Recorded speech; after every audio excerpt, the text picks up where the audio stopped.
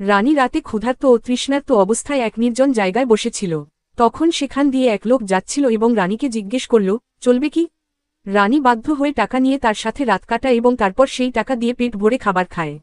পরের রাতে সে আবার সেখানেই গিয়ে বসে এবং এবারও আরেকজন লোক আসে এবং টাকা নিয়ে তার সাথেও রাত কাটায়। ধীরে ধীরে এটাই তার রোজগারের পথ হয়ে ওঠে, প্রতি রাতে নতুন কোনো লোকের সাথে, যাতে পেট ভরে খেতে পারে।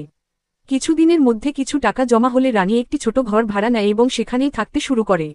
ধীরে ধীরে রানীর নাম সেই এলাকায় ছড়িয়ে পড়ে এবং সেই বস্তিরই একটি মেয়ে শিভানী, যে আগেও এই পেশায় ছিল, তাকে তার সাহেব শিভার সাথে পরিচয় করিয়ে দেয়। শিভা রানীকে বোঝায় যে এভাবে তিল তিল করে টাকা জমানোর চেয়ে তার সাথে কাজ করা ভালো। এত টাকা পাবে যে তুমি ভাবতেও পারবে না।